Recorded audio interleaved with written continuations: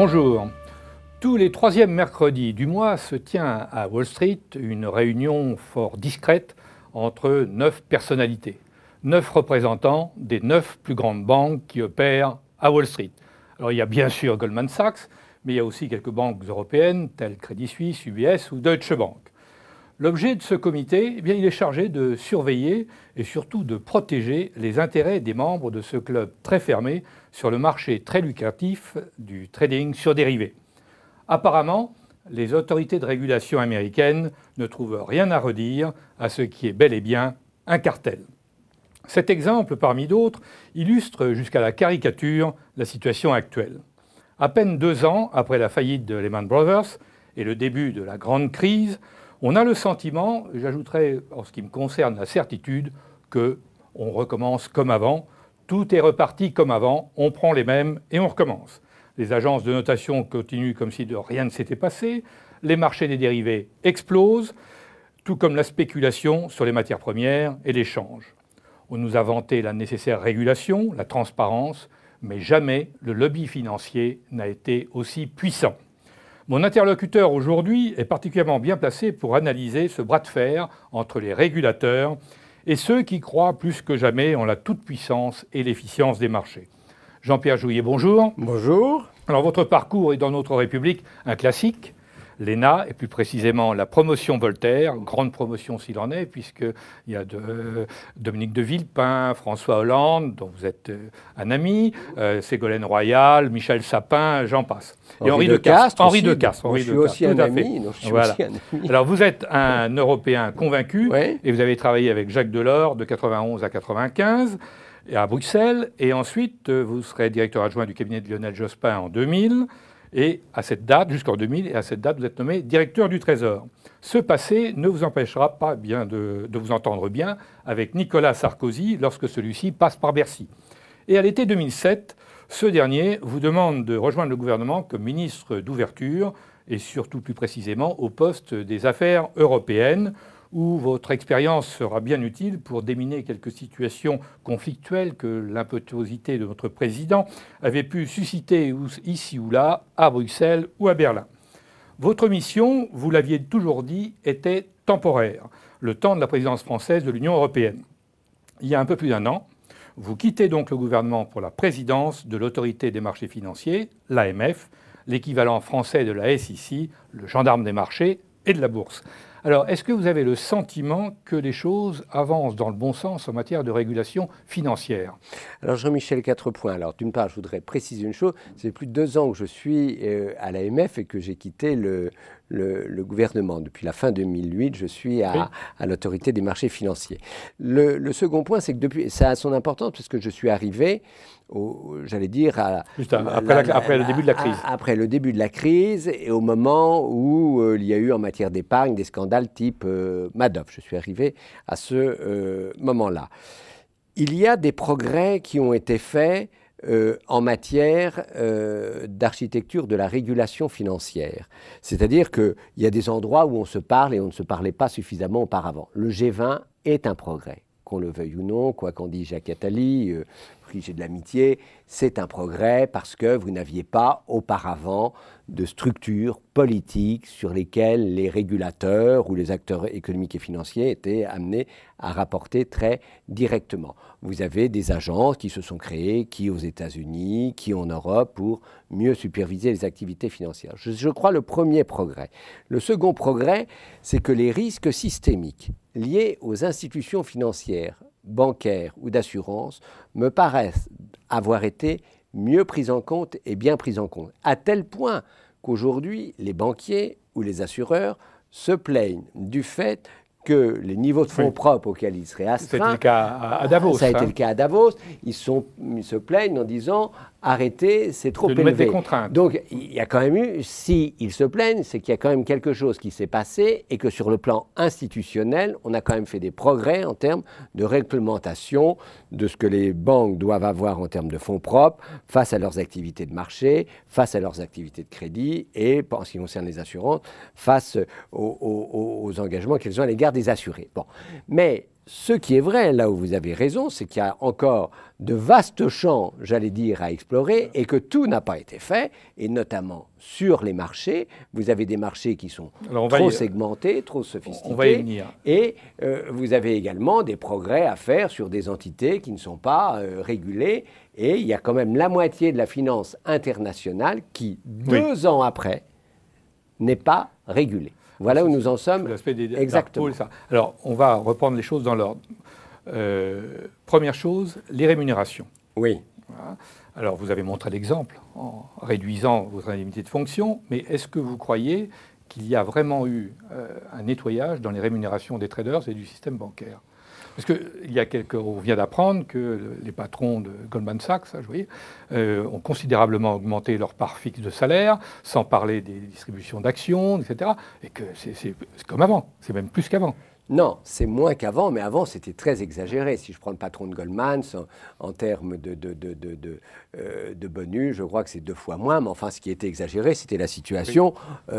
Ils ont transféré sur une part fixe. Ils ont transféré sur une part fixe. Ils ont transféré sur une part fixe, mais vous regarderez, enfin, je ne suis pas là, moi, pour défendre, mais l'augmentation de la part fixe ne correspond pas à la diminution relative des bonus. Mais une fois que j'ai dit ça, tout ça reste beaucoup trop important. C'est-à-dire qu'il y a des écarts encore beaucoup trop forts entre la sphère financière et le reste de l'activité. Rien ne justifie, au-delà d'un certain seuil, les rémunérations qui sont versées dans le monde financier. Rien ne le justifie.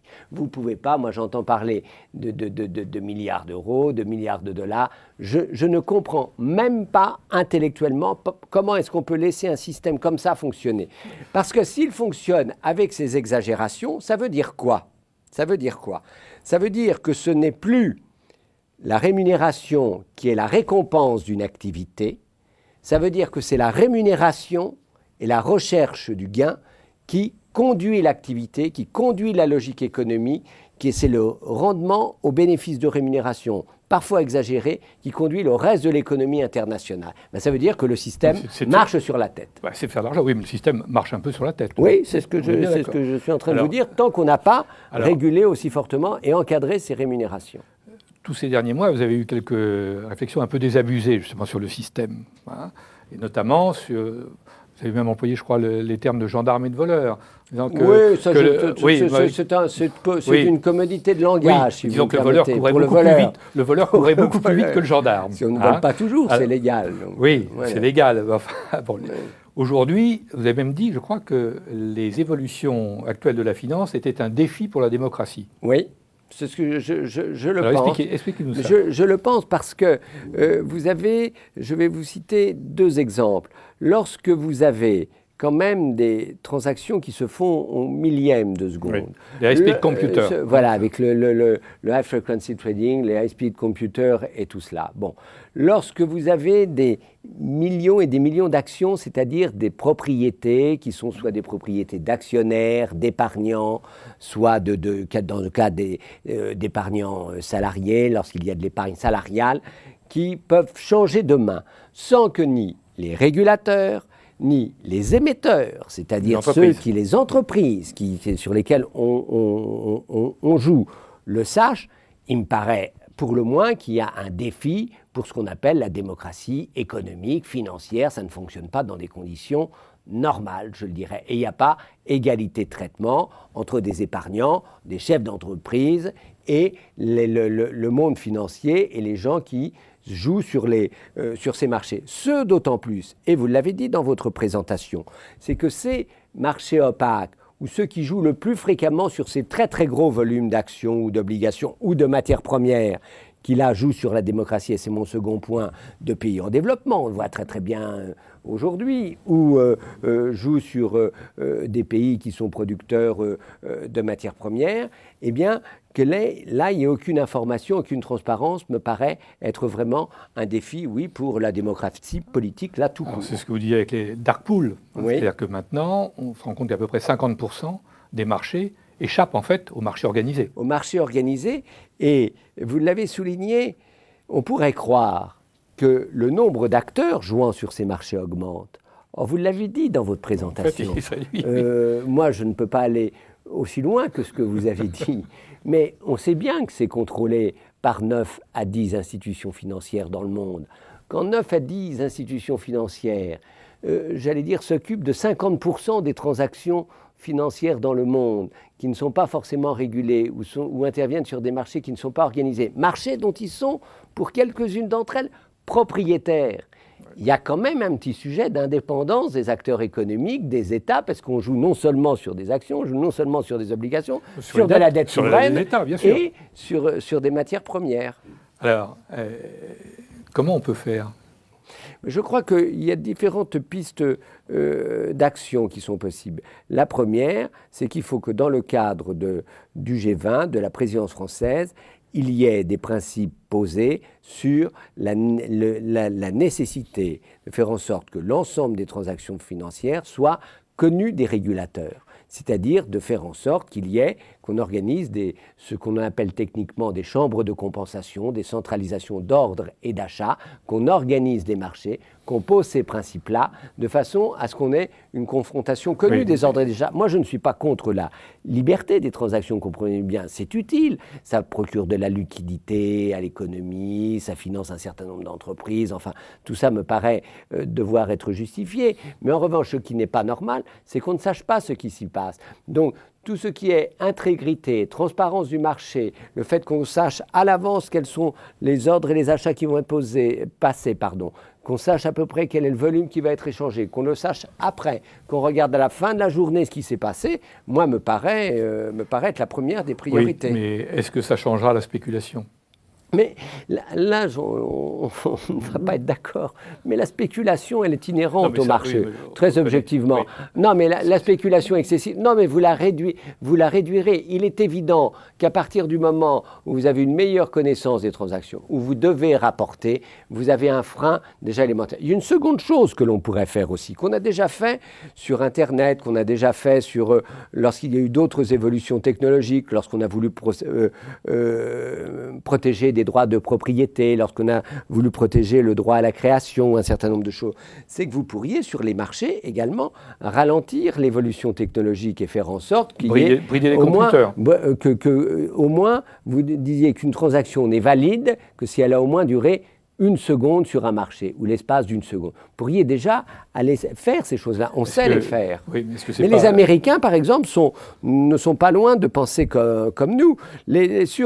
Par rapport au marché, on a moins de différences et de difficultés avec nos partenaires américains qu'on peut en avoir avec nos partenaires britanniques, par exemple. Je le dis très clairement. Parce que les Britanniques, c'est la raison d'être de la City, non ?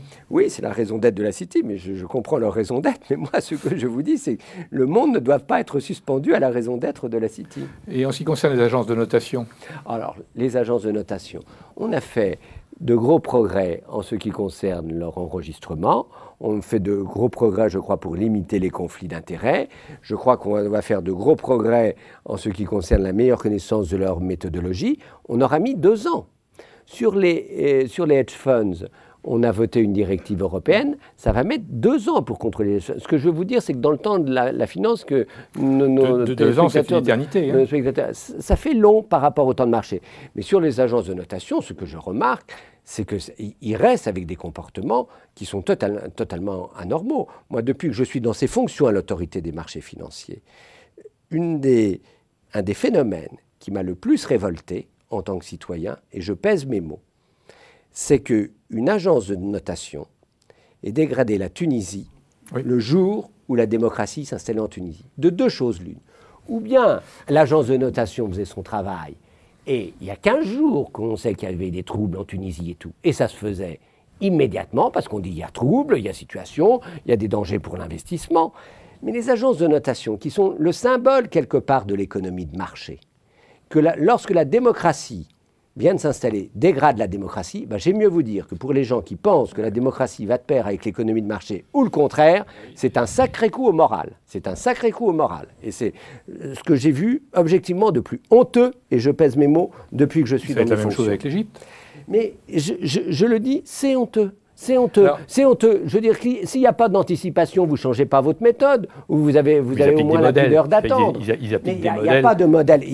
Vous m'avez demandé tout à l'heure ce qui représentait une atteinte à la démocratie, quand c'est une dictature des modèles par rapport à ce que sont des mouvements, à des évolutions qui sont des évolutions d'État, des évolutions souveraines, alors là, moi, je trouve qu'on marche sur la tête. Quel pouvoir réel sur les agences de notation? Alors, le pouvoir réel que l'on doit avoir, c'est de voir dans les cas que je viens de vous indiquer, quelle est la méthode qui a été suivie, les fondements, pourquoi ça n'a pas été fait avant, et on ne va pas noter à leur place. Et il faut qu'il y ait des agences de notation très objectivement.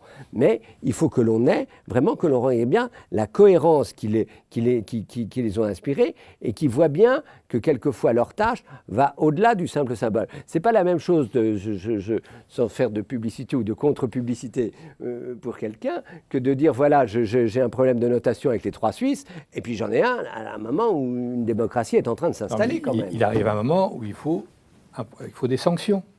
Oui, il faut des sanctions. Ah ben non, sur les agences de notation, vous pouvez très bien avoir des retraits d'agrément, vous pouvez aussi avoir des sanctions financières en cas de non-respect des règles relatives à la prévention des conflits d'intérêts, vous pouvez retirer telle ou telle activité. Non, vous avez des pouvoirs de sanctions qui existent. Oui, je n'ai pas l'impression que les anglo-saxons aient envie de mettre quelques sanctions. Par ailleurs, je pense qu'il y a un exemple assez exemplaire, c'est le marché du CO2. Oui. Bon. J'ai toujours été très étonné de voir que l'on crée un marché financier du CO2. Alors on m'a expliqué par A plus B plus C que c'était normal, etc., que ceux qui polluaient vendaient leurs droits, etc., et que tout ça c'est très bien pour la régulation. Sauf que, bien évidemment, on a vu se développer toutes les fraudes, c'était évident qu'il allait y en avoir, et aussi autre chose. Ou vous polluez, ou vous ne polluez pas. Si vous polluez, vous êtes sanctionné. Vous avez une amende. Et à ce moment-là, ça vous incite à ne pas polluer. Mais s'imaginez que vous allez pouvoir polluer en vendant vos droits à polluer, c'est une absurdité. Non, je crois qu'il faut qu'il y ait les deux. Là où vous avez raison, c'est que l'équilibre entre taxation d'un côté de la pollution et de tout confier au marché, là, je partage votre sentiment, il vaut mieux plus de taxation d'un côté et sans doute moins faire confiance au marché. Deuxièmement, là où vous avez également raison, c'est que le marché du CO2 aujourd'hui reste un des marchés les moins régulés et un des marchés où il y a le plus d'abus. Et si j'avais simplement un avertissement à lancer auprès des autorités publiques européennes, c'est de très vite s'occuper de ce marché-là, de même que du marché alimentaire. Parce qu'en Europe, on est passé très vite de choses qui étaient extrêmement encadrées, des politiques de l'environnement, une politique agricole commune. On a démantelé tout ça. Bon, ça c'est très bien, c'est des choix politiques, on n'avait peut-être pas les moyens, on n'avait peut-être pas tout cela. Mais enfin maintenant, on a confié tout ça au marché et on ne sait pas du tout comment ces marchés sont en train de fonctionner et comment être régulés. Et d'ailleurs, le régulateur, vous me demanderiez à moi-même, je ne suis pas un spécialiste du CO2 et je n'ai pas à côté de moi de spécialistes qui puissent faire les contrôles qui sont nécessaires par rapport au développement de la spéculation qui existe sur ces marchés. Alors, ça m'amène à une autre question. Est-ce que, finalement, l'Europe n'a pas fait une erreur en libéralisant à outrance les marchés financiers ? Là, je dois battre ma coulpe parce que j'ai été très européen et à... C'est pour ça que je vous pose la question. Centre de... Je pense que vous avez raison. Je pense que l'Europe a été trop naïve dans la libéralisation des marchés financiers et n'avait pas la culture, tout au moins dans l'Europe continentale, sur cette libéralisation, et qu'avaient les anglo-saxons. Et les anglo-saxons et les américains sont habitués à vivre avec un monde libéral financier, avec ses excès que vous avez dénoncés, avec aussi les performances qui sont les leurs, mais l'Europe n'était pas habituée à ça, avec des États qui restaient assez nationaux et avec une organisation bancaire qui, vous le remarquerez, reste assez nationale en Europe, et reste même fortement nationaliste au sens étymologique du terme. Et là, je pense que où l'Europe est allée trop loin, c'est d'avoir donné toutes les libertés et une libre circulation financière et de dire que tout ça était libre et que c'était des produits comme les autres et qu'il n'y avait aucun contrôle, peu de protection des investisseurs, peu de contrôle des entités qui étaient... Pas d'harmonisation de la fiscalité. Pas d'harmonisation de la fiscalité, pas de contrôle des marchés de matières premières, alors qu'aux États-Unis, depuis un siècle, qu'on aime ou qu'on n'aime pas. Chicago, vous avez un marché à Chicago qui contrôle les matières premières, qui fait les matières premières. Nous, on est arrivé comme ça et on a dit tout ça est libre sans savoir effectivement comment et où cela se faisait. Non, là, je suis d'accord avec vous. On a voulu un marché intérieur, c'est un grand atout pour l'Europe, mais on ne l'a pas organisé. Et le secteur qui a été le moins organisé en Europe, ça a été le secteur financier au nom d'un ultralibéralisme qui a été incarné par M. McGreevy. Alors, il y a une directive, une révision de la directive sur les marchés qui est en cours. Où est-ce qu'on en est? Mais on en est à recueillir les avis des États et la Commission a fait un bon papier d'introduction mettant en lumière ce que nous ne cessons de dire en tant que régulateurs français, c'est-à-dire qu'il faut, oui, sans doute qu'il y ait une concurrence entre les différentes places boursières, mais qu'il faut qu'il y ait une concurrence qui bénéficie également à tous les épargnants et à tous les investisseurs, et qu'il faut qu'il y ait plus de sécurité, plus de transparence. Or, la directive sur le marché des instruments financiers, entre 2007 et aujourd'hui, a rendu les marchés européens plus opaques que les marchés américains. Il me semble qu'il faut quand même contrebalancer tout ça. Voilà, je ne me permettrai pas de critiquer d'autres régulateurs. et quid de l'autorité européenne des marchés depuis le 1er janvier là, Oui, une autorité européenne des marchés. Le tout, c'est de savoir si elle va avoir suffisamment de moyens. Et à quoi elle sert. À quoi elle sert, s'il y aura suffisamment de leadership. Je crois qu'on est parti plus sur le modèle, malheureusement, d'autorité technique, sans véritable leadership. Et à partir de ce moment-là, il vaut mieux qu'il y ait un dialogue entre les régulateurs nationaux, français, allemands, britanniques, et avec la Commission européenne. Sinon, c'est une superstructure de plus. Sinon, c'est une superstructure de plus. Et objectivement, ce qui apparaissait comme un très beau dessin sur le papier, dans la réalité, j'espère me tromper, ne me paraît pas à la hauteur des ambitions européennes. Et vous, est-ce que vous avez les moyens financiers de vos ambitions? Grâce au Parlement, grâce à la dernière loi, grâce à l'action de Christine Lagarde, on a plus de ressources. Et je remercie parce qu'on est dans des temps difficiles et on est une des rares autorités à avoir vu ces moyens financiers progresser. Je précise tout de suite que ce ne sont pas des moyens financiers publics parce que nous, ce sont des redevances perçues sur les entreprises qui sont cotées ou perçues sur les banques. Que les banques, dans l'état actuel, contribue plus à l'effort de régulation, notamment des activités de marché, me paraît sain, même si je sais que les banques n'ont pas été d'accord avec l'accroissement de ressources que nous avons demandé, mais me paraît sain. Et par rapport aux sommes que vous avez citées, vous savez, nous avons obtenu 25 millions d'euros en plus, c'est très loin de rémunération. Le budget de l'AMF est maintenant de 80 millions d'euros. Vous voyez que par rapport aux milliards et aux milliards d'euros qui sont brassés sur les marchés... Vous devriez vous doter d'un high-speed computer, ça vous coûterait beaucoup plus cher, oui. Oui, mais non, là où vous avez raison, c'est que les principaux investissements doivent être faits sur la surveillance du marché, le contrôle des marchés. Nous avons les moyens humains parce que nous essayons de recruter des jeunes de très très bonne qualité, nous y arrivons et tout. Et il faut qu'on ait le suivi technologique et il faut surtout qu'on ait une coopération internationale qui soit beaucoup plus forte. Et ça coûte, ça, parce que c'est effectivement des échanges d'informations, c'est des équipements informatiques qui doivent être renouvelés. Au G20, donc, les sujets sur les matières premières, contrôle, la régulation des matières premières est sur la table. Qu'est-ce qu'on peut espérer comme avancée? Je crois que si déjà, on peut espérer, je crois, deux types d'avancées. La première, c'est d'avoir, comme je l'ai dit, une meilleure intégrité des marchés, une meilleure organisation des marchés et un accord de principe. Et là, il faut que les politiques poussent très fort pour faire en sorte qu'on ne reste pas avec, je vous dis, 50% des transactions internationales qui ne soient pas connues. Il faut qu'on ait une organisation qui réponde à l'évolution des technologies sur le marché. Je crois que si déjà on arrivait à faire appliquer par tout le monde ces principes, on aurait fait un pas. Le deuxième pas, c'est sur les matières premières, sur les matières alimentaires. Il faut qu'on sache ce qui passe, ce qui s'y passe, pardon, et il faut qu'on ait de la part des États, un État, des informations sur leurs stocks, sur leurs perspectives de livraison, d'exportation, des choses comme ça. On arriverait déjà à ces deux choses-là qu'on aurait bien progressé. Le troisième élément, c'est que je suis très en faveur de l'initiative qui est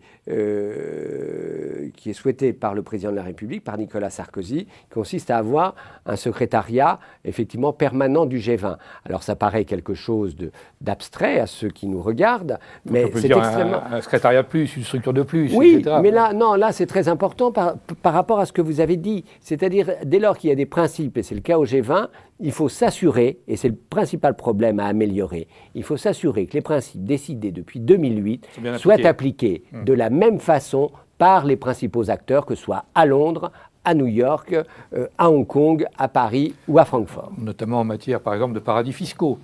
Notamment en matière de paradis fiscaux. Là, on a beaucoup dit, il y a eu beaucoup de déclarations, oui, puis, il reste pas mal à faire. Oui, je crois qu'il y a pas... Oui. Puis ils se sont déplacés aussi, non? Et puis ils se déplacent. Les centres de gravité, c'est comme le centre de gravité du monde. Oui, ils se déplacent vers l'Asie, c'est ça. Il a tendance à se déplacer. En général, les centres offshore, ils suivent assez bien les centres de gravité du reste de la planète. Qu'est-ce qu'on peut faire, là aussi, Non, mais là, je crois que là, c'est ce que vous avez dit. Il y avait une orientation qui avait été donnée dans le G20, c'est de faire en sorte que l'on ne favorise pas les institutions qui commercent avec les paradis fiscaux. C'est de faire en sorte... On dit paradis fiscaux, d'ailleurs, je devrais dire paradis réglementaires, parce que moi, paradis fiscaux, en tant que régulateur financier, c'est moins mon sujet que ce qui est l'arbitrage réglementaire. Et de faire en sorte qu'il y ait des inspections de fait dans ces sens et de bien voir que la régulation ne trouve pas des trous où se loger pour faire des arbitrages réglementaires. Il y a encore du travail, je suis d'accord. C'est des mentales. Hein, oui, je le sais, mais il y a des trous, il y en a partout. Il n'y en a pas que là où vous l'avez cité, malheureusement. Il en reste. Alors, autre idée, la taxation sur les transactions financières. Oui. Alors, comment on peut mettre ça en place? La première chose, c'est de savoir où sont les transactions financières. Voilà. Moi, j'ai commencé ma carrière dans la fiscalité. C'est la première chose de savoir quand vous voulez taxer, au SLF, quand vous voulez taxer une activité, il faut connaître cette activité, il faut savoir qu'elle soit licite, il faut qu'elle ait pignon sur rue, comme l'on dit. Bon, pour la finance, c'est la même chose. Moi, je ne sais pas taxer ce que je ne vois pas. Donc, la première chose à faire, il ne peut y avoir de taxation que si on a une traçabilité des transactions sur les marchés. Après, vous avez différentes matières qui sont taxables. Vous avez les transactions telles qu'elles se font. Là, c'est pas facile, mais vous pouvez le faire si les transactions sont enregistrées. Mais enfin, il faut nouer, dénouer, refaire. Oui, parce que si 50% des transactions sont sur les marchés parallèles... Voilà, c'est bon. Ça, vous avez ce problème-là. Vous pouvez faire une taxation forfaitaire sur des activités de marché, j'allais dire, quotidiennement. Ça, c'est le deuxième aspect. Troisième aspect, c'est que vous pouvez prendre les marchés qui vous paraissent les plus sensibles et les plus volatiles, type les marchés d'échange, et faire en sorte qu'il y ait des transactions limitées. Ça, c'est limité au marché d'échange.